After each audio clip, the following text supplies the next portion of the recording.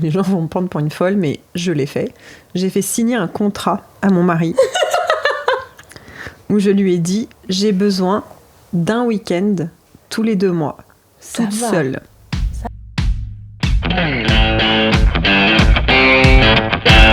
Je suis Pauline Borgia et avec Wikaza, on a eu envie de vous la faire découvrir autrement, cette famille. Et Wikaza, je vous le rappelle, c'est la plateforme qui aide à alléger votre quotidien via des services de ménage, de beauté ou alors de massage à domicile. Parce que dans des familles aux équilibres parfois sensibles, chaque respiration compte. Aujourd'hui, je reçois Marie Portolano. Et je dois le dire, Marie, je suis très excitée de te recevoir. Ah bah, moi aussi, je suis trop contente d'être là. Ouais, je l'ai dit à la team Wikaza, j'ai dit mais trop bien hein, les invités qu'on a dans ce podcast. La saison 1, on a fait une saison hyper complète et dans la saison 2, on a même des invités qui sont copines parce que tu es très copine avec Anna Roy. Oui, c'est elle qui m'a dit mais vas-y, tu vas voir Pauline, elle est formidable et tout. Donc elle m'a vraiment encouragée à venir vous voir. Non mais tu t'imagines, venant de la bouche d'Anna, c'est un gros compliment. Oui, évidemment. Parce qu'on est tous un peu fans de cette meuf, non ? On est complètement fans de cette meuf, complètement fans. Et alors on est aussi complètement fans de toi. Merci. Parce que moi je te remercie et je te l'ai dit en off, mais je te le dis quand les micros sont allumés. Merci pour ton travail et merci pour tout ce que tu as accompli jusqu'à aujourd'hui pour les femmes. Merci, dans les médias. Merci beaucoup. Alors tu es journaliste, tu es présentatrice, on te voit à la télé évidemment, on te voit dans plein d'autres endroits que la télé, mais ce qu'on connaît un peu moins de toi, c'est ta vie privée. Oui, bien sûr. Tremble Marie. Je sais qu'il y a plein de choses que tu ne dis pas ou que tu ne montres pas, parce que c'est pas ton taf, et que t'es pas influenceuse, jusqu'à preuve du contraire. Mais aujourd'hui, t'as dit d'accord, on peut parler de ma famille recomposée. Exactement. Est-ce que tu peux déjà nous faire un peu le topo de comment c'est chez toi ? Chez moi, tu veux dire... Vous êtes combien ? On est combien ? Il y a qui ? Okay. Est-ce que t'as un mec, une meuf ? Alors, je suis mariée à un homme avec qui j'ai 2 enfants qui sont petits, qui ont 3 et 1 an. Donc, je suis actuellement dans le délire du tunnel, d'avoir des enfants rapprochés. C'est très compliqué, on est très fatigués. Et j'ai dans mon foyer un autre enfant qui est plus grand, qui a 11 ans et qui vient d'une précédente union, enfin, qui est le fruit d'une précédente union, mais que mon mari actuel a rencontré quand il avait 1 an et demi, donc il l'a clairement élevé, quoi. Ah oui, en fait, ton premier enfant, tu donneras pas les prénoms de tes enfants et ça, non, mais bon, tout va très bien. Voilà. On peut dire numéro 1, numéro 2, numéro 3, tu exactement, disons ça. Ton premier enfant, donc tu l'as avec ton ex-conjoint, oui. Avec qui tu as très bon rapport d'ailleurs. Oui. Au bout d'1 an et demi, vous quittez, enfin, on se sépare. Vous vous séparez. Tu as un nouveau conjoint et tout de suite, lui, il se retrouve face à un bébé, quoi. Exactement. Et comment ça se passe ? Eh ben, ce qui était fou, c'est que je rencontre cet homme qui, lui, n'a pas d'enfant et n'a pas vraiment de relation construite avant. C'est-à-dire que c'est quelqu'un qui, je crois, peut-être je dis des bêtises, mais n'a jamais habité avec une femme avant de me rencontrer. Incroyable. Qui a eu des relations longues, bien sûr, mais qui n'a pas vécu le quotidien de ce que c'est que de vivre avec quelqu'un. Peut-être que j'ai une bêtise, mais je crois pas. Je crois me rappeler qu'il n'a jamais vécu avec une meuf. Bref. Et donc, tout d'un coup, je le rencontre. On tombe vraiment éperdument amoureux, de manière un peu comme ce qu'on disait en off, c'est-à-dire quand tu tombes vraiment fou d'amour pour la personne, tu peux rien faire. Voilà, vraiment. Et lui découvre que j'ai un enfant qui est tout petit, donc il y a un enfant qui a 1 an et demi, donc qui est encore dans les couches, dans les biberons. Ouais, donc toi, t'es quand même dédié à ton enfant, c'est-à-dire dédié à ton enfant. En plus, t'as un boulot qui est très prenant. Ouais. Et quelle est la place de cette personne dedans ? De mon nouveau mec, tu veux dire T'arrives à trouver du temps ?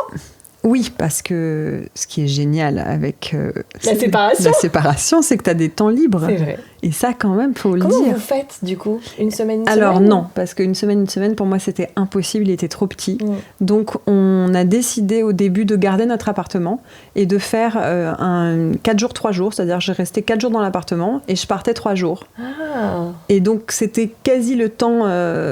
Moi, j'avais un week-end d'enfant, en fait, à ce moment-là. D'accord. Et franchement, c'était génial. Parce que j'ai redécouvert ce que c'est que de dormir d'être seule avec moi-même. Et je ne sais pas si tu as vécu ça toi pour ton premier enfant, enfin pour ton enfant. Le postpartum du premier enfant, moi, il a été hyper dur. Le passage de la vie à 2 à 3, ça a été horrible, vraiment. Je l'ai mal vécu. En fait, c'est le fait de plus être un couple et d'être une famille. C'est très bizarre. Et c'est surtout ce truc de liberté qui m'a manqué. Moi, j'ai accouché, j'avais 28 ans, donc en fait, j'étais très jeune. Ouais. À l'époque, je me disais, non mais ça va, je suis trop mature et tout. Alors qu'en fait, je pense que j'avais pas terminé mon état de jeunesse de vouloir être libre. Parce qu'aujourd'hui, par exemple, je suis pas du tout la même mère avec mes enfants que j'ai été il y a 10 ans. Donc voilà. Donc en fait, d'avoir cette liberté à un moment donné, au bout de 1 an et demi, ça m'a fait du bien, je me suis recentrée moi-même aussi. Oui, sur ta vie de femme. Sur ma vie de femme. Ta vie pro. Mais oui. Et tes potes. Et oui, je suis sortie et tout d'un coup, tu sais ce que c'est quand tout d'un coup tu n'as pas d'horaire. Ouais. Tu sors et tu te dis pas genre, oh là là, il est 17h30, faut que j'aille le chercher à la crèche, et puis n'oublions pas le bain, et puis attention, j'ai oublié la blédine. Enfin, toute cette charge mentale. Mais alors, c'est normal, hein, mais c'est comme, je pense, assez rare. T'as un ex-conjoint qui ne t'appelait pas toutes les 10 minutes pour te demander où était ci, où était ça. Il gérait extrêmement bien son fils. Oui. Son enfant. Super. Non, mais on peut dire. Allez, d'accord. Super papa. Ouais, super papa. Père. Et, entre guillemets, super rupture. Une rupture qui se passe bien. C'est marrant parce que j'ai raconté cette rupture au micro d'un autre podcast. J'en ai fait 2 dans ma vie. J'ai fait celui de Bliss et le tien. Je suis fière parce que Bliss, c'est un merveilleux podcast. On l'embrasse, bien sûr. Mais et quand mon ex a écouté le podcast, il me dit « Écoute, quand même, oui, c'était facile, mais c'était pas aussi idyllique que tu l'as raconté. » Et donc, en fait, ce que je voulais dire dans ce podcast, c'est que la rupture avec mon ex, elle a été difficile. En fait, il n'y a pas une rupture qui se passe bien. Oui. Et c'est vrai que la manière dont je l'ai raconté, c'était genre les bisounours, tout se passe hyper bien, on s'entend super bien et tout. Il y a quand même beaucoup, beaucoup de travail pour qu'une rupture se passe bien. Et beaucoup d'intelligence de la part des personnes qui entourent le couple et tout. Voilà. Donc oui, ça se passe hyper bien, mais ça a mis du temps. Quand même. C'était pas... Oui. C'est toujours triste de rompre. Oui. Même quand on s'aime plus, d'ailleurs. Exactement, parce qu'en plus, c'est un quotidien. Moi, ça faisait 10 ans qu'on était ensemble, donc c'est une longue relation. Et tout d'un coup, on quitte tout et... Et il y a un enfant au milieu. Et en plus, je rencontre quelqu'un tout de suite. Et t'es bien. Et je suis méga amoureuse, mais genre amoureuse comme jamais. Donc ça peut être très dur pour l'autre, en fait. Oui. L'autre, donc le nouveau, le mari, puisque vous êtes mariés. My husband. Voilà. Lui, comment... certes, il est très amoureux de toi et vous êtes très heureux, mais il y a un enfant. Comment lui, à un moment, tu dis, quelle va être ta place ? Est-ce que tu lui donnes une place ? Est-ce qu'il la prend ? Est-ce que c'est des discussions ? Est-ce que c'est logique ? Il dit aujourd'hui que c'est moi qui lui ai laissé la place. Et en fait, j'avais tendance, moi, à vouloir, ce qui est une bêtise, je pense, à vouloir recréer immédiatement une famille. Donc, j'ai un peu forcé. C'est-à-dire, on s'est assez rapidement installés ensemble. Et quand mon fils pleurait la nuit, ce qui n'arrivait jamais, parce que vraiment, c'est un enfant qui a dormi hyper bien, qui a fait ses nuits au bout de 3 semaines. Enfin, vraiment, quelle chance. J'ai le retour de bâton actuel, parce que j'ai un enfant qui a 3 ans qui n'a jamais dormi. Encore cette nuit, il s'est réveillé 3 fois. Donc, bref. Il se réveille pourquoi ? Je ne sais pas, j'en peux plus. Mais j'aimerais quand même le dire à ce micro. Est-ce que tu as essayé les conseillers en sommeil ? Mais évidemment. Ah oui. T'en as vu plein ? J'en ai pas vu plein, j'en ai vu une qui m'a sauvé la vie pendant un bon moment. Mais là, je ne sais pas, on n'arrive pas. Ouais, on n'arrive pas à reprendre. Bref. Je dois vous avouer un truc. Même si j'aime du plus profond de mon cœur ma famille, le ménage gâche un peu notre quotidien. Du coup, quand je peux déléguer, je fais sans aucune honte appel à Wikasa. Sur Wikasa, tu peux réserver du ménage, mais aussi de la beauté et des massages avec des pros hyper qualifiés qui feront sûrement mieux le ménage que toi et moi. Et bizarrement, quand la maison est clean, tout va mieux. Bref. Non, parce que ça, c'est un vrai problème. Enfin, on en parle toujours à la rigolade, mais c'est pas drôle. C'est horrible. Tu peux le lendemain, justement, te faire mal ou te blesser parce que t'as pas dormi. Et ça fait 3 ans, t'imagines ? Non. Horrible. Non, désolée. Donc, mon premier enfant était vraiment parfait sur le sommeil. Et donc, quand il appelait la nuit, ce qui était rare, je disais, vas-y. Donc, la première fois, il y va. Mon fils hurle. genre non, pas toi. Ensuite, la deuxième fois, il hurle un peu moins, mais il veut quand même pas aller dans ses bras. Et la troisième fois, il tend les bras. Et en fait, du coup, j'ai un peu forcé leur relation en lui disant vas-y, prends ta place, vas-y, change-lui les couches, vas-y, fais ci. Ah ouais. Ouais, va le chercher à la crèche. Dire, Ouais, mais c'est là où mon mari, c'est quelqu'un d'extraordinaire. En fait, j'avais identifié ça avant de lui présenter mon fils quand j'ai rencontré sa famille. Eux, ils sont 5 enfants. 5 enfants qui ont 2 ans d'écart chacun. Donc c'est vraiment une meute. Et ils sont tous ultra passionnés des enfants. C'est-à-dire, c'est des adultes qui n'avaient pas d'enfants à l'époque et qui sont hyper intéressés par les enfants. Tu sais, t'as des gens qui disent à ton fils, à ton enfant, ah tiens, oui, c'est mignon, qu'est-ce que tu fais ? Ok, et puis au bout de 5 minutes, c'est genre, j'ai envie de parler à un adulte. Moi, j'étais un peu comme ça avant d'avoir un enfant. Et ben, eux, ils n'avaient pas d'enfants, mais c'était vraiment un intérêt pour les enfants. Donc, ils étaient déjà... en fait, je pense qu'il était prêt à en avoir, en fait, au fond de lui. Donc, il était en demande. Il était intéressé par mon fils. C'est génial, ça. Ouais. T'as vraiment fait bingo, hein, quand même. Ah, mais tu peux même pas savoir. Non, mais tu peux même pas savoir. Tu sais que mes copines, aujourd'hui, elles me disent, mais ton mari, il a pas des frères. Alors, malheureusement, tous les frères, ils sont déjà mariés et avec des enfants. Mais je dis, je sais. Mais mes copines, même les plus féministes, les plus hardcore et tout, elles me disent, non, mais ton mec, c'est une exception. Il est incroyable. Il est incroyable. Oui, alors qu'en fait, il est juste... Oui, mais il est... Non, il est au-dessus. Il est au-dessus du mec bien. Il est au-dessus du mec bien. Je te jure, j'ai jamais vu quelqu'un qui se remet en question, sur les questions de féminisme, hein, je parle, autant. Il avait envie d'apprendre ce que c'est. Ouais, ça c'est ouf. Et ça, quand je lui ai dit, mais regarde ça, regarde par exemple les viols de Mazan, regarde ce que ça dit de la société, regarde ci, etc. Il me dit, mais t'as raison, mais c'est... J'avais jamais vu ça comme ça. Et il me dit, mais en fait, tu m'as éveillée au féminisme et depuis, je n'arrive pas à voir autrement. Comme nous, en fait. Tu sais, quand tout d'un coup, tu deviens féministe et tu dis, mais en fait, c'est pas normal. Ouais. Après, t'arrives pas à enlever tes lunettes. Tu vois que ça. Que les... Bon, bref, voilà. Oui, tu vois, oui. C'est comme une loupe, quoi. Exactement. Et en fait, je tiens à rappeler aussi, parce que je trouve que c'est important, parce que j'ai vu une... Je sais plus comment elle s'appelle. Elle a un podcast, d'ailleurs. Comment elle s'appelle ? Je sais plus. Mais en gros, elle expliquait, à chaque fois, elle répète, alors le féminisme, c'est l'égalité homme-femme. Oui, ne vous inquiétez pas. Oui, ce n'est pas misandre, ce n'est pas pour vous. Et donc en fait, quand les mecs comprennent ça, vraiment en se disant, mais en fait, c'est tout à fait normal qu'on ait les mêmes droits, les mêmes envies, les mêmes besoins. Mais oui, et tu vois, excuse-moi, parce que j'ai vu que tu avais reçu Sandrine Rousseau il n'y a pas longtemps. Par exemple, mon mec, quand Sandrine Rousseau a fait cette sortie sur les barbecues, je sais pas si tu te souviens. C'est incroyable ce truc, que ça a marqué autant de gens. Je rappelle, elle dit, voilà, il faut que pour que la société aille mieux, et l'écologie, etc., qu'il y ait un truc sur cette espèce de virilité masculine, de les barbecues sont faits par les hommes, etc. Ok, tout le monde lui est tombé dessus à cause de cette phrase. Ah, mais le barbecue en France. Voilà. Et ben mon mec, c'est le genre de gars qui dit, mais pourquoi il lui tombe dessus ? Elle a raison. Bah oui. On kiffe faire le barbecue. C'est nous qui faisons le barbecue. C'est vrai que t'as jamais vu une nana qui dit « Laissez-moi faire, je m'occupe des brochettes ». En mettant un gros tablier. Oui, et donc mon mec, il me dit « Mais je comprends pas pourquoi il lui tombe dessus comme ça. Ben, c'est pas grave de dire que c'est les hommes qui s'occupent du barbecue, c'est la vérité. » Donc voilà. Oui, et pour citer cet extrait-là, c'est très drôle parce qu'elle raconte que c'est allé jusqu'au New York Times, cette affaire, et qu'elle a reçu des centaines de milliers de photos d'hommes qui se sont pris à côté de leur barbecue, et elle dit « Mais c'est d'accord, vous avez le droit. » Il n'y a pas de souci, quoi. Occupez-vous du barbecue. On a aussi le droit, si on veut, d'acheter un barbecue et de faire cuire de la viande en tant que femme, et tout va bien. Donc, bon, ton mec est super, ça y est, on a compris. Maintenant, ton fils, il a 11 ans. Ouais. Donc ils ont grandi ensemble. Oui. Enfin, vous avez tous grandi ensemble. Comment leur rapport il s'est développé, et surtout comment leur rapport il s'est développé avec d'autres enfants ?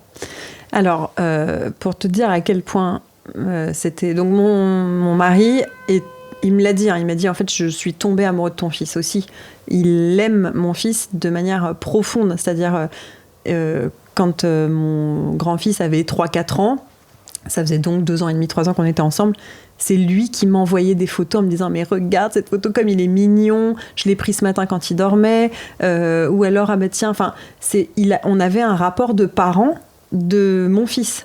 Mais comment, à un moment, est-ce que tu t'es posé la question, est-ce qu'il n'est pas en train de reprendre le rôle de son père? Est-ce que son père, ça a pu le premier conjoint, le père de ton fils, ça a pu le vexer ou le blesser ou se poser des questions sur la place?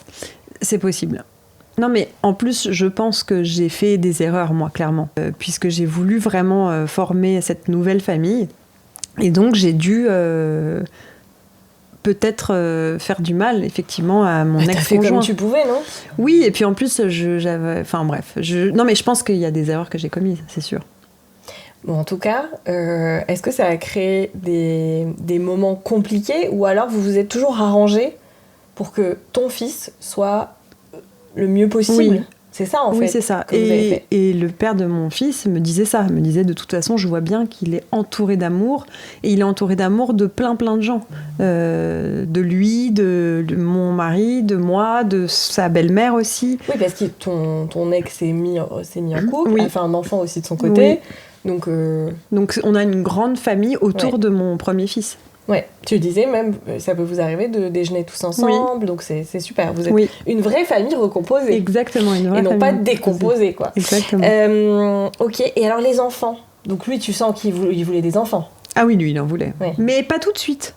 Il voulait d'abord que tout se mette en place, justement, trouver sa place, qu'on construise aussi notre couple. Donc, il n'avait pas... Oui, que vous viviez votre histoire aussi à un moment donné, quoi. Ouais, alors que moi, j'étais déjà complètement folle. Au bout de 3 mois, je voulais déjà des enfants avec lui. Tu voulais des enfants et je lui disais, viens, on fait des enfants et tout. Et il me disait, non, attends, pas tout de suite. Je mais regarde, ça se passe trop bien avec mon fils et bébé, tout. Et voilà. Mais oui. Et finalement, je suis tombée enceinte bien plus tard. Oui, à quel âge, du coup? Eh ben, je suis tombée enceinte quand mon premier avait 6 ans, voire 7 ans, parce qu'en fait, on a fait 4 ans de PMA pour avoir mon deuxième. On n'arrivait pas à avoir d'enfant. Et puis en plus, moi, j'ai un petit problème d'impatience dans ma personnalité. Un problème qu'il faut que je règle. C'est-à-dire, je suis capable d'abandonner un caddie plein de courses parce qu'il y a 2 personnes devant moi dans la queue et que c'est impossible d'attendre. Ah, ok. Donc c'est un vrai problème. Mais donc les bouchons, tout ça? Les bouchons, non mais horrible. Mais bon, voilà, je suis dans la voiture, je peux faire autre chose. Ok. Non, il faut pas que tu sois bloqué. Non, je sais pas, j'ai un problème d'impatience, je déteste attendre, je déteste ça. Donc, c'est-à-dire, j'ai une idée, je veux le faire immédiatement. Et parfois, mon impatience me joue des tours, c'est-à-dire, j'envoie un texto trop tôt, et donc tout d'un coup, je me mets dans une situation, je me dis, merde, j'aurais pas dû envoyer ce message à cette personne, mais plutôt à l'autre. Oui, mais tu procrastines pas, toi? Non, non, pas du tout. Donc, au contraire. C'est génial, ça. Ouais, je pense que le juste milieu, c'est la perfection entre les deux. Oui, c'est ça. En gros, c'est ça. Oui. Non, voilà, la perfection, c'est le juste milieu entre les deux. Dans le taf, je procrastine peu. D'ailleurs, dans les gens qui m'entourent, ma famille et tout, ils hallucinent de ce que je fais. Chaque fois que je construis des trucs. Mais en fait, tout ce qui m'intéresse, par exemple, dans mon taf, j'ai une idée, je vais au bout, comme toi. Sauf que tout ce qui m'emmerde, je ne le fais pas. Donc là, je me retrouve avec un comptable qui me supplie de lui envoyer des papiers en me disant, on n'a pas fait les comptes de l'année. Mais on est pareil. Je suis pareil que toi. Ah, donc voilà. Ouais. Mais c'est sur des points particuliers. Oui, donc quand t'es excité par un truc et tout, ça marche super bien. Tu vas au bout. Parfois, non. Ah ouais? Parce que parfois, il y a ce truc-là de charge mentale, de genre tu dois faire une facture ou des trucs comme ça qui te gâche tout. Ouais, qui me gâche tout. Et du coup, je vais pas au bout de certains projets parce que Mais faut vraiment qu'on fasse une thérapie ensemble, Marie. Qu'on ait une autre personne pour nous aider. Tellement bonne idée. Ben oui. On fait venir un psychologue. On fait un podcast avec un psy, tu veux? Mais bien sûr. Ok, très bien. Bon, on peut pas faire ça dans Wikasa parce qu'ils nous ont pas booké de psy. Je trouve ça hallucinant. Trop bonne idée. Ouais. Ok, mais c'est dealé. Ok, vas-y. On repart sur la famille. Oui. Donc vous attendez. Toi, t'es dans le contrôle, t'arrives pas à avoir d'enfants. Oui, donc imagine moi peut-être impatiente. Le fait d'être dans le contrôle aussi te bloquer tout, peut-être. Ouais. On ne sait pas. Vous avez fait un parcours PMA. On a fait un parcours PMA pendant 4 ans. Ça c'est dur pour hyper vous. long. Alors, j'ai la chance que j'ai d'avoir un mari génial et d'être assez positive, en fait, moi, dans la vie, c'est qu'à chaque fois que j'avais un test de grossesse négative ou que ça marchait pas, je me disais, c'est pas grave, on part là, je vais pouvoir boire. Ou alors, tiens, il y a cette soirée, je vais pouvoir fumer. Enfin, tu vois, je trouvais toujours un truc cool dans l'idée de pas tomber enceinte tout de suite. C'est trop bien ça. Mais bon, il y a certains moments où ça a été difficile quand même. Les FIV ratées, c'était dur. Alors, mais c'est là, Ça n'a rien changé. Ça n'a rien changé et au contraire, ça nous a soudés. Excusez-moi, hein, je suis désolée, mais mon mari me faisait des cadeaux quand je rentrais de FIV. J'avais fait la ponction et j'avais un cadeau qui m'attendait parce qu'il savait que c'était difficile pour moi. Il est hyper attentif à votre couple. Attentionné. Et puis, non mais avec les discussions qu'on a sur ce que c'est que d'être une femme, de faire un parcours PMA et de travailler en même temps. Moi, tu sais qu'il y a eu des moments... Enfin, il a été témoin de ça. J'ai jamais raconté ça. Je faisais de l'antenne. J'ai fait une pause. Je suis allée chez un obstétricien qui m'a percé un fibrome sans anesthésie générale avec une aiguille. Mon mec était à côté. Il n'a pas regardé, évidemment, ils lui ont mis un rideau. Il m'a entendu hurler de douleur. J'ai eu mal, mais comme jamais. Et ensuite, je suis retournée travailler, faire de l'antenne. Donc, en fait, il constatait à quel point c'est difficile pour les femmes de faire un parcours PMA et en même temps de mener notre vie de femme qu'on peut pas mettre de côté, quoi, tu vois. Oui, et surtout, toi, t'es dans un milieu où il faut être souriante et aller bien, quoi. Oui. Parce que... Et donc, il m'a dit, ce jour-là, il m'a dit, franchement, je suis impressionnée par ce que t'as fait. Parce que j'avais un fibrome qui empêchait la FIV. D'accord. Donc le médecin me dit soit je le perce maintenant, soit vous revenez dans 3 jours, mais du coup ça décale d'1 mois la ponction. Il t'a prévenu de la douleur que t'allais ressentir ? Il m'a dit ça va vous faire mal, mais ça va pas durer longtemps. Et c'était vrai, ça m'a fait mal 10 secondes, mais c'était une douleur, t'imagines, l'aiguille, tac. Je n'ose pas. Il m'a dit tousser, j'étais là, non, il m'a dit tousser, non. Et j'ai toussé et il a percé. Une douleur, mais une douleur abominable. Et bref, et donc mon mec, tu vois, quand il voit ça et qu'il me voit maquillée de la télé et repartir en studio faire l'émission en direct. Comment t'as pu ? Tu tenais debout ? Mais j'étais obligée. J'ai pris un antalgique, il m'a donné un truc, je lui ai dit au médecin, j'ai 1 heure d'antenne à faire.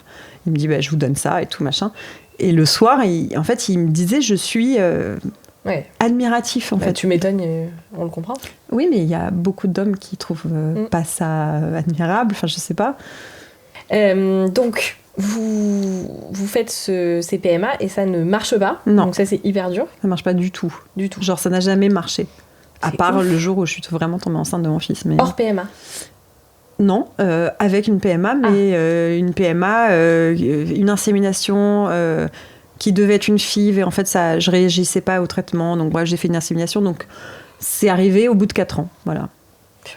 C'est long 4 ans quand même, de faire ça. C'est hyper long, surtout moi qui suis méga impatiente. Oui. À partir du moment où j'avais décidé d'avoir un enfant, pour moi, le mois d'après, j'étais pas enceinte, c'était il y a un problème. Et en fait, oui, il y avait... Bon, bref. Et après, je suis tombée enceinte naturellement de ma fille. Et t'as enchaîné. Et j'ai enchaîné, voilà. Et t'as enchaîné parce que tu voulais ? En fait, c'était c'est un peu arrivé, pouf. C'est arrivé comme ça. Moi, j'étais censée plus pouvoir avoir d'enfants. Oui. Quand on a réussi le bébé, on nous a vraiment dit dis donc, super, c'est un bébé miracle, super. Moi, dans ma tête, je me disais, ma famille est au complet. Ça y est, j'ai eu mon bébé avec mon mari, je suis trop contente, mais c'est terminé, j'en aurais pas d'autres. Et j'étais OK avec ça. Et puis, 1 an après, quand j'apprends que je suis enceinte naturellement, c'était l'explosion de bonheur quand même.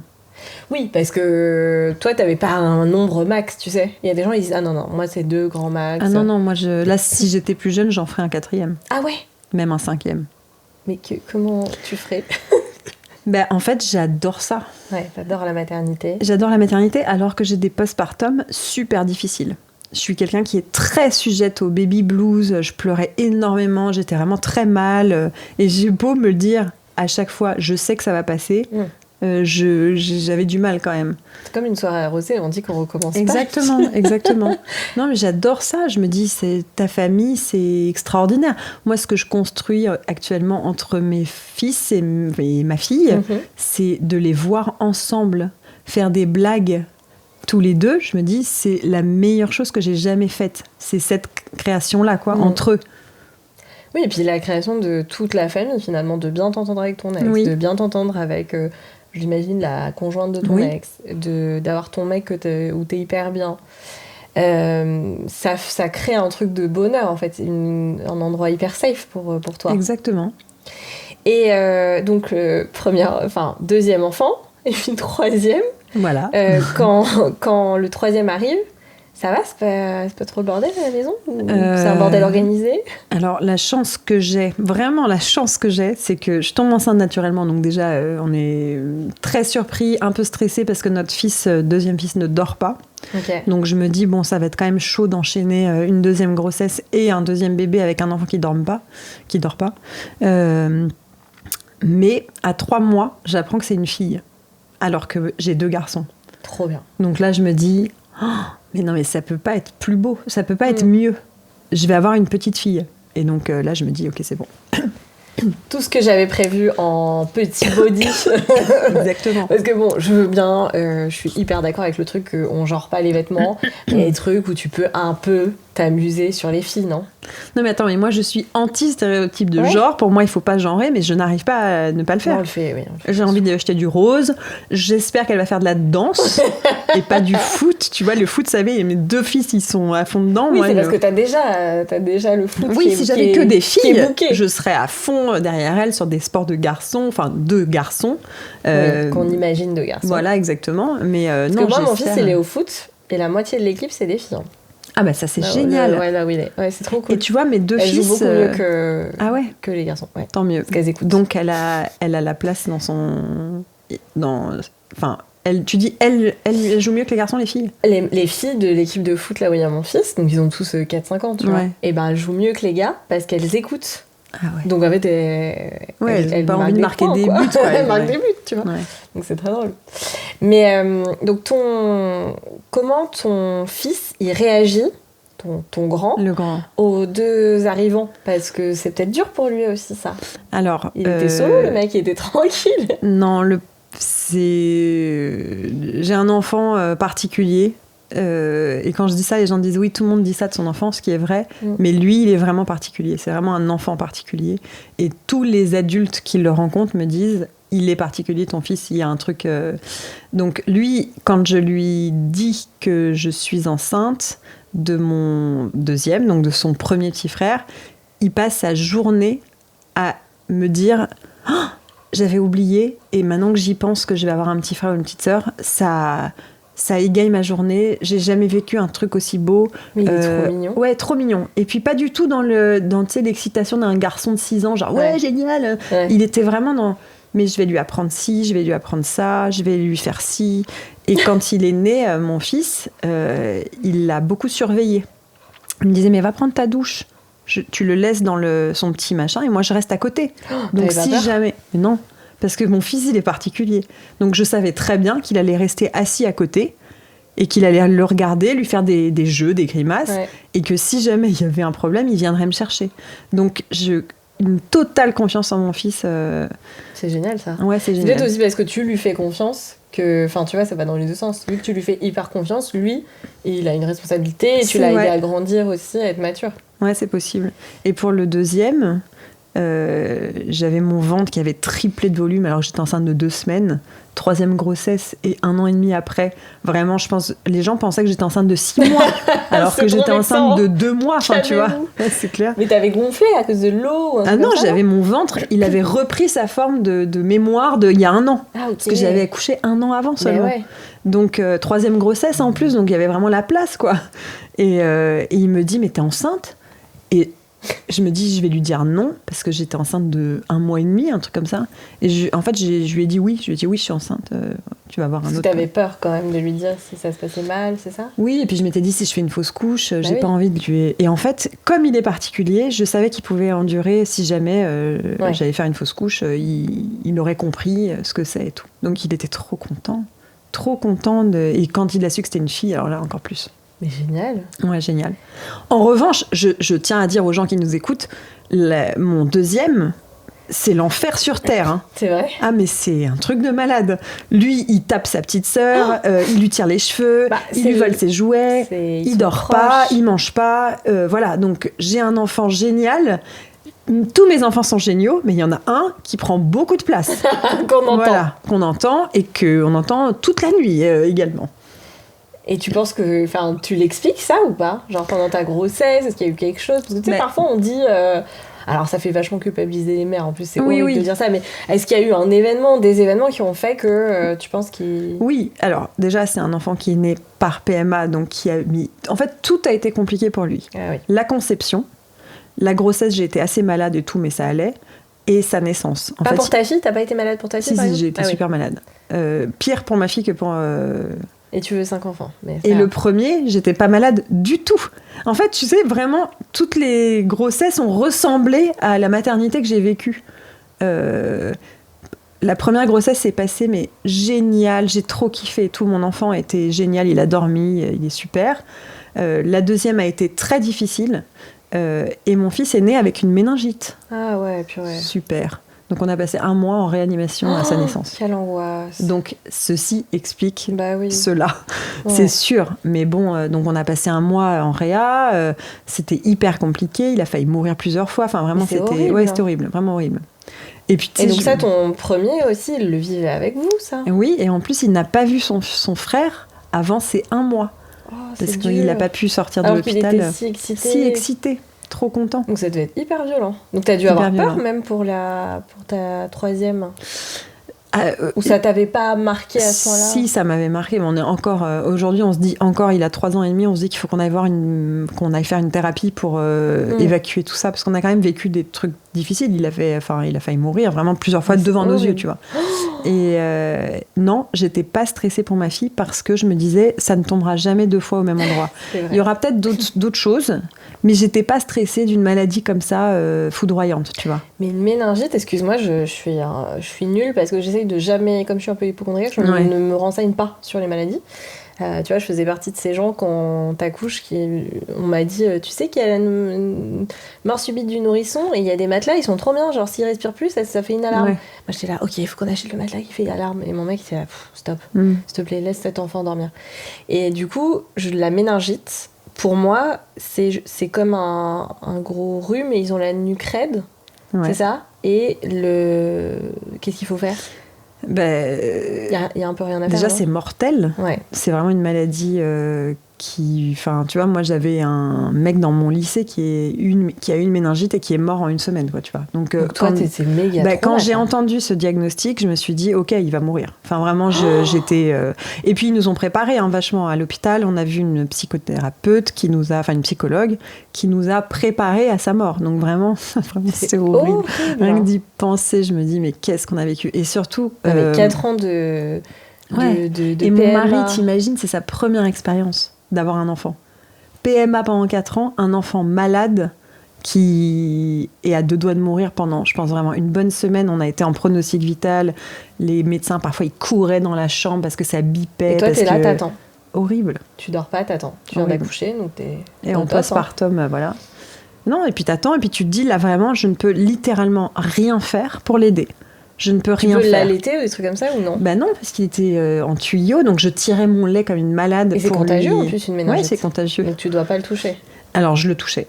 Je me disais, c'est pas grave. Je sais pas, j'étais en mode, il faut que je le touche Warrior. et tout. Et alors la seule chose que j'ai fait avec mon fils et qui peut-être a aidé, et les médecins m'ont dit, ça a certainement aidé. Et d'ailleurs, je me souviens d'une phrase que m'a dit un personnel soignant. Elle m'a dit, il s'en est sorti parce qu'il avait envie de vous connaître.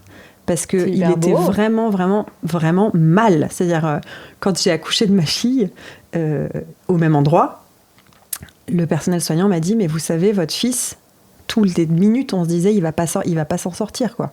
J'étais là, pourquoi vous me dites ça? Je veux pas le savoir, en fait, tu vois. Bon, bref. Et donc, bref, du coup, ça a été hyper compliqué. Donc, il m'a dit, il s'en est sorti parce qu'il voulait vous connaître. Et donc, ce que j'ai fait pour l'aider, c'est que je lui parlais toute la journée. Je lui disais, je sais, t'es en train de vivre un truc horrible. Un jour, tu vas tout me raconter. Tu me diras ce que t'as ressenti, etc. Et en fait, il est en train de le faire, littéralement, puisqu'il ne dort pas la nuit. Donc, tout le temps, il me dit, en fait, je suis là, coucou, c'est moi, salut, Ouais. je suis vivant. Enfin, tu vois. Voilà. Oui, donc tu sais d'où ça vient un peu. Oui, mais là, là ça fait Vous 3 ans. ramassez, là. On en a marre. Dors. Mon Dieu, dors. Ouais. Peut-être qu'il a peur de dormir ou tu vois, on sait pas. Je d'où ça sais pas, vient. j'arrive pas à savoir. Et il est câlin? Pas tant. Ouais, Il fait pas ça tant. live, quoi, Il hein, fait le mec. ça live. Puis il jette ses jouets sur sa sœur, sur sa tête et tout. Et ouais. Sur son frère, il griffe son frère.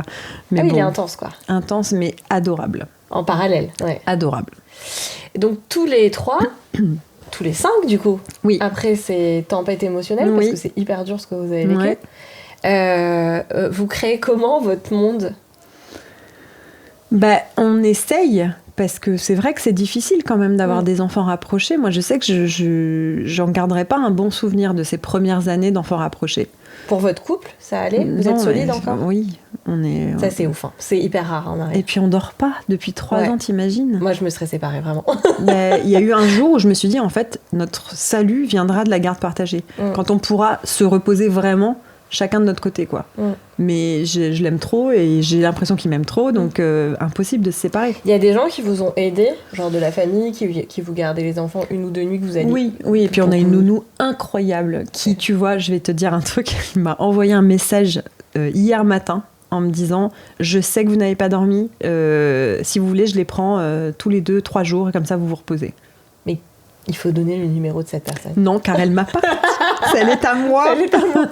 Ok, et donc votre couple, il tient bon. Ça, c'est quand même assez merveilleux. C'est un peu le socle, hein, quand même, c'est ouf. Hein. Tu te rends compte de tout ce qu'on a traversé ? Parce que la méningite de notre fils, on l'a traversé tous les deux, quoi. Et je me souviens d'un moment où ça allait très mal, et j'étais accrochée à mon mari, littéralement accrochée à lui, et il était tout droit. Il fait 1m92, donc il est hyper grand, il est assez baraque. Et je me disais, mais en fait, je suis accrochée à un tronc d'arbre. Tu vois, vraiment, je me disais ça dans ma tête. Je me disais, en fait, c'est mon énergie, là. Et je me disais, quand t'es avec quelqu'un qui faiblit autant que toi, au moment où tu faiblis, c'est là où ça va pas.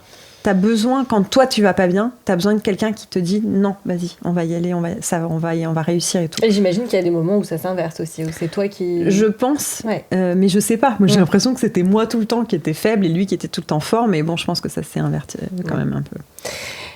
Il y a des règles chez vous ? Comment vous faites avec les enfants ? Comment vous partagez les tâches, le temps ? Parce que bon, c'est idyllique votre histoire, mais peut-être que ce qui fait aussi que ça marche bien, c'est qu'il y a des règles. Oui, il y a des règles. Moi, il le sait. Avant d'avoir mon deuxième enfant, je lui avais dit, j'ai besoin de temps pour moi.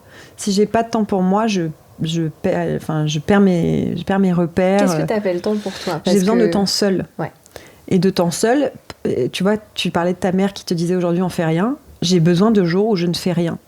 J'en ai vraiment besoin. Pour te vider, te remplir. D'un jour où je suis allongée toute la journée, je lis, j'écoute un podcast, je m'endors, je mets une série, je m'endors, je mange des spaghettis devant la télé. Mais oui, et j'en ai besoin. Et en fait, ça, je lui ai dit avant. Et il me dit, mais je sais, je vois bien. Je te connais.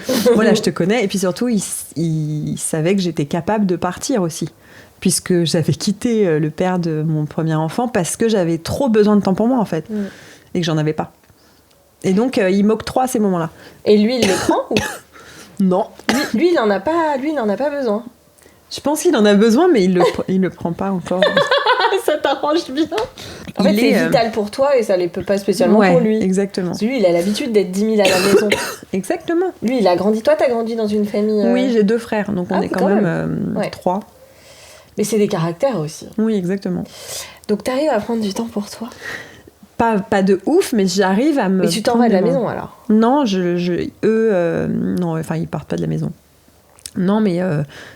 oui. T'arrives à dire, là, je suis dans ma chambre, m'embêtez pas ? Non. Ça se réduit, là, Marie. Malheureusement, oui. Non, j'arrive pas à faire ça. Mais... Là, c'est normal. J'imagine que quand il y en a un qui a pas besoin, il y en a toujours un qui a besoin de toi, quand même. Oui, mais tu vois, quand j'ai eu mon deuxième enfant, les gens vont me prendre pour une tarée. Mais pourquoi ? On est d'accord que tu vas me demander des espèces de tips aussi pour réduire la charge mentale ? Oui, c'est à la fin de l'émission, mais vas-y. Bah, il y en a un, j'en ai d'autres, mais il y en a un que j'ai fait. Les gens vont me prendre pour une folle, mais je l'ai fait. J'ai fait signer un contrat à mon mari où je lui ai dit, j'ai besoin d'un week-end tous les 2 mois, toute seule. Ça va. En fait, on l'a jamais fait, parce que comme mon fils est tombé malade, après, je voulais absolument jamais être séparée de lui. Et je suis retombée enceinte et machin. Mais il m'a dit, oui, t'inquiète pas. Un week-end tous les 2 mois, je les emmènerai voir mes parents. On l'a jamais fait. Mais... Ça arrivera un jour. Ça arrivera un jour. Où est le contrat, Marie ? Il est écrit et signé. Et il est à un endroit bien précis. Et c'est une copine à moi qui s'appelle Ariane qui m'a dit, non mais ok, écris-le et fais-le signer. Ouais. Parce que vous avez beau rigoler en buvant du vin en disant ah, quand on aura des enfants, tu me laisseras un week-end par mois, machin. Et il me dit écris-le et fais-lui signer ce contrat. C'est hyper bien. Et toi, je pense que t'as besoin de ça. Ah, mais j'ai tellement besoin de ça. Mm. Et j'ai besoin de pas faire la fête, j'ai besoin d'être seule. Ouais. D'être seule, de dormir, de faire ce que je veux. Tu vois, là, j'ai eu 40 ans il y a quelques mois. Mon cadeau de 40 ans de mes potes et de mon mari et tout ça, c'était 4 nuits, toute seule dans un hôtel 5 étoiles, à la mer. Oh, tout ce qu'on veut. Non, mais oui, mais tu vois, j'ai dit ça à des copines, elles étaient là, mais tu vas t'ennuyer. J'étais mais trop pas. Je vais faire des room service, je vais regarder des séries, je vais lire des livres que j'ai pas le temps de lire, je vais écouter des podcasts en prenant un bain.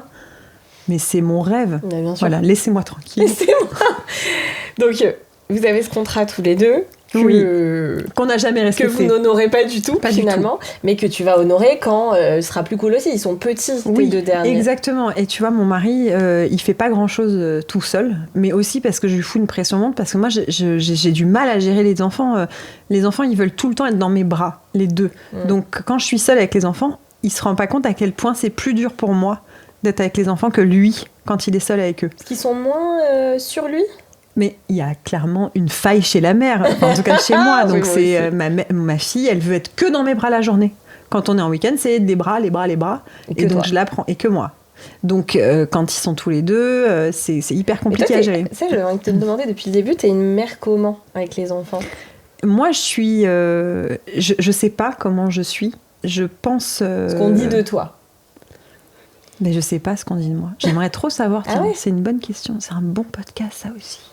Non, mais sérieux, t'imagines, tu fais venir des gens t'es ta mère, qui te disent, qui te font ton portrait de toi. Ah bah, ils te le font pas déjà. Parce que, alors moi, pour le coup, j'en prends de tous les côtés, quoi. Ah ouais ? Un coup, je suis trop laxiste, un coup... Ah ouais. Non, mais parce qu'ils savent que... Je crois que... Non, que je pense être une mère qui aime ses enfants et je pense que mes enfants savent très bien que je les aime. Ouais. Et en fait, finalement, je me demande si c'est pas ça le plus important. Mmh. En fait, de sentir... Pour moi, tu vois, par exemple, il n'y a jamais trop d'amour. Tu sais, Anna, elle a fait un arroi, elle a fait un truc sur les maternelles la dernière fois sur les gens qui vous disent attention, prenez pas trop vos bébés dans les bras et tout. Mais moi, ma fille, quand elle veut être dans les bras, elle est dans mes bras jusqu'à ce qu'elle en ait marre. Après, moi, parfois, j'en peux plus aussi, mais je les aime et je les aime et je leur dis et je les bouffe et vraiment, je leur dis sans arrêt, sans non plus devenir trop je t'aime, tu sais, je t'aime, je t'aime, tu vois. Non, c'est vraiment genre t'es la lumière de ma vie. Enfin, voilà. Et donc, je pense être une mère très aimante. Et puis, de toute façon, un psy, bon, alors, je sais pas s'il a pas eu des trucs un peu compliqués, mais je crois que c'était Freud qui avait dit que, de toutes les manières, toute éducation, elle était ratée. Et que juste, si on donne de l'amour, déjà, ça devient pas des sociopathes, normalement. Mais oui. Enfin, on fait notre max et on voit, quoi. Exactement. De toute façon, on est tous traumatisés par quelque chose. On a tous des failles. Regarde, des trucs qui sont... De toute façon, je vais les traumatiser d'une certaine manière ou d'une autre. Je le sais, je vais essayer que ce soit pas trop prégnant dans leur vie. Mon fils, le premier, il est très angoissé, très anxieux, ça m'emmerde, et je me dis que c'est à cause de la séparation, par exemple. Donc après, je me dis, l'autre, il a une méningite, merde. Ma fille, voilà. Enfin, j'essaye de leur donner le maximum de stabilité possible, d'amour. Mais tu sais que tu peux pas faire plus que plus, en fait. Non. Et puis, la seule chose que je pourrais faire plus avec mes enfants, c'est passer encore plus de temps avec eux. En fait, qu'est-ce que c'est du temps ? Est-ce que c'est du temps de qualité qui est un peu moins, mais du coup, il est cool, ce vrai temps qu'on donne ? Parce qu'on travaille maintenant, les femmes. Désolée. Oui, désolée. En fait, je sais pas. Moi, parfois, je culpabilise de ça, du fait que, par exemple, je le dis et je l'assume. Il y a des mercredis après-midi où je travaille pas, parce que j'ai fait les maternelles le matin. Et je fais exprès de ne pas avoir de rendez-vous l'après-midi pour rentrer, prendre une douche et faire la sieste. Et être tranquille. Ouais, mais il y a plein de gens qui te diraient « Ah bon, mais ton fils, il est à l'école et... » Mais si tu dors pas et que t'as un accident de voiture ou de... C'est ce que je me dis, mais bon, tu vois, en vrai, si je culpabilise de ça, c'est parce que, en fait, c'est du temps que je pourrais passer avec eux. je choisis de ne pas passer ce temps-là avec eux. De te choisir toi. Ouais, de me choisir moi. Après, je culpabilise un peu, mais pas trop, parce que je me dis, de toute façon, je serai une meilleure mère si je suis plus patiente, et si je suis plus patiente, il faut que je me repose. Donc voilà. Un autre truc que je me suis dit sur l'éducation, et ça c'est vraiment un travail que je dois faire, et je le dis à voix haute parce qu'en fait il faut vraiment que ça se mette dans ma tête et que ça n'en sorte plus. Je regarde trop mon téléphone quand je suis avec mes enfants. Et ça, ouais, mais ça c'est pas possible. C'est ça, horrible, faut qu'on y arrive. Et en fait, je pense que la société aujourd'hui nous oblige à être dans cette espèce de schizophrénie entre je veux passer du temps avec mes enfants, mais j'ai mes boss qui m'appellent à 21h, ou le groupe du taf où tu vois des messages qui s'accumulent et tu te dis mais il est 19h30, c'est l'heure du dîner, je vais regarder parce qu'en fait j'ai pas envie de manquer un truc hyper important. Et à cause des réseaux sociaux, des smartphones et tout, on est en constante possibilité de répondre à aux besoins de professionnels. On sait plus dire non et les gens disent elle répond pas. Alors que tu vois, nos parents, t'en étais bien mais avant. Oui, ils sortaient de leur travail, c'était fini. Ils rentraient chez eux et il y avait aucun moyen de les joindre. Le téléphone fixe. Mais bon, et puis c'était rare, c'est-à-dire c'était vraiment une urgence. Oui, le travail appelait pas le téléphone fixe, c'est vrai. Donc là, la règle que je veux absolument me forcer à respecter, c'est à partir du moment où je suis avec mes enfants jusqu'à le moment où ils sont couchés, je pose mon téléphone et je ne le regarde pas. Ah oui, moi ça maintenant je le fais. Ah mais moi j'y arrive pas. Je le fais depuis qu'il m'a dit, c'est arrivé une fois où il m'a dit s'il te plaît, arrête ton téléphone. Et en fait qu'il me le dise à 4 ans. Oui, moi aussi il me l'a dit. Ça m'a fait trop de peine. En fait je me suis sentie idiote. Ouais, c'est horrible. Et puis les enfants ils nous imitent, donc s'ils nous voient tout le temps en train de regarder le téléphone, ils vont faire pareil. Et du coup maintenant, à partir du moment où je le récupère jusqu'à ce que je me remette sur mes mails, donc qu'il soit dans son lit, je regarde plus. Mais je sais que ça a des conséquences. Ça a vraiment des conséquences. Parce que 18h30, 20h30 ou 21h... Il y a plein de gens qui bossent encore. Ah, mais moi, ça me met un peu dedans. Mais je préfère me mettre dedans et d'avoir passé un moment avec lui. En fait, il faut se rappeler quelles sont nos priorités. Quoi. Exactement. Mais c'est vrai que c'est très compliqué. C'est très compliqué. Et ceux qui n'ont pas d'enfants peuvent pas comprendre en plus. Parce qu'ils disent, attends, moi je fais ça pour elle. T'es là, genre, c'est très compliqué. Donc on culpabilise surtout en tant que mère, c'est super. Ton tips il est trop bien, mais tu l'utilises pas encore, mais tu vas bientôt l'utiliser.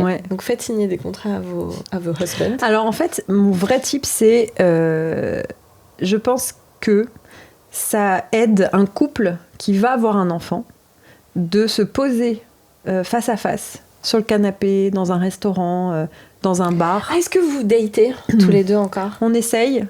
C'est difficile, mais on essaye.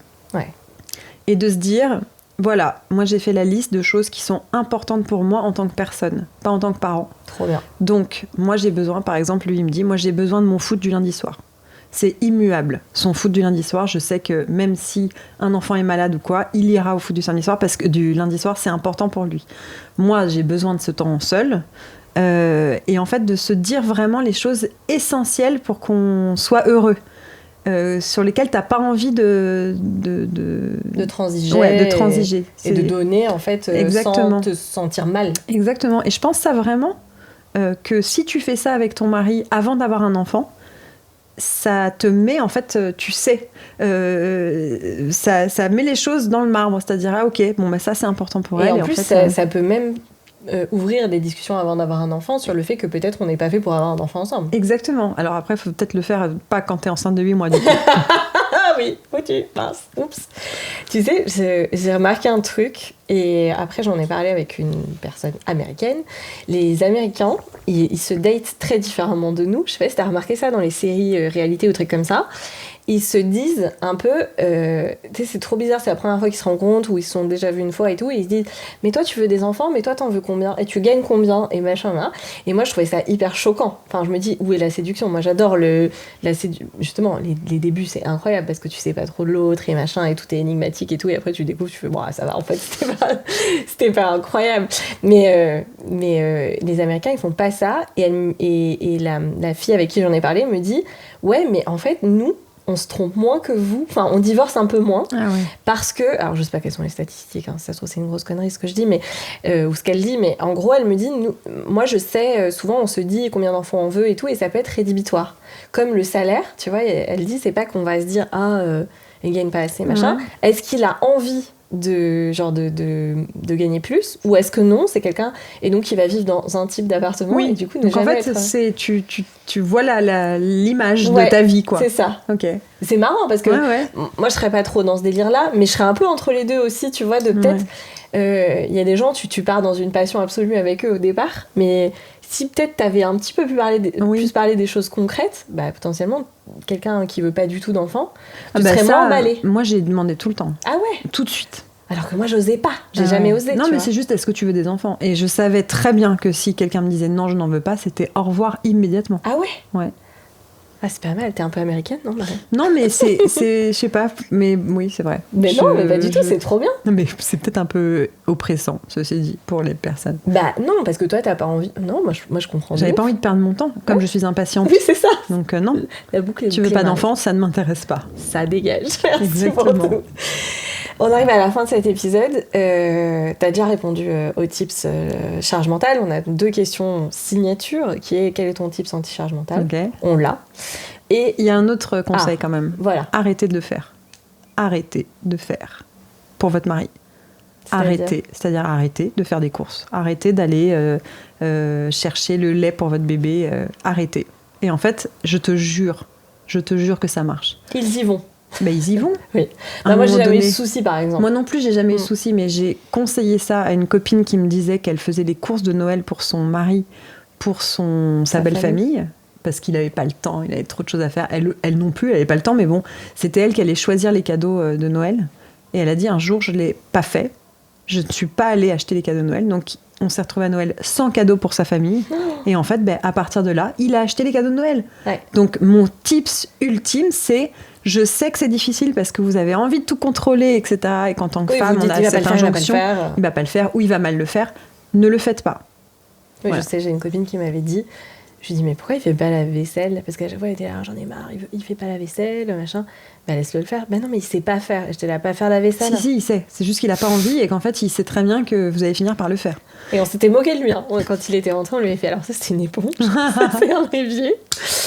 Trop bien. Et sur la dernière question, c'est quoi pour toi une famille heureuse? Je dirais une famille où on rit. Nous, on rit beaucoup, on fait des blagues à nos enfants, on fait des blagues second degré à nos enfants. Ils comprennent. Mon fils, qui a 3 ans, il nous raconte des histoires où il y a quelqu'un qui doit s'appeler le Père Noël. Ben, finalement, il s'appelle Jean-Pierre, parce que ça le fait marrer d'appeler ce mec Jean-Pierre. Évidemment, c'est beaucoup plus drôle. Bien sûr, voilà. Je suis d'accord avec lui. Moi aussi. Jean-Pierre Noël. Jean-Pierre Noël. Non, mais voilà, je pense qu'une famille heureuse, c'est une famille où on s'amuse. Et surtout, mon Dieu, en fait c'est ça le plus important, une famille où on se parle. Il y a trop de non-dits entre les gens. Il y a trop de « elle pense que », alors ceci, comme dans le travail, comme dans la vie, comme dans partout. Et ben, une famille où on se parle, en fait ça rejoint ce que je dis sur le fait de se poser avec son mari et de se dire voilà, moi j'ai envie de ça, j'ai besoin de ça.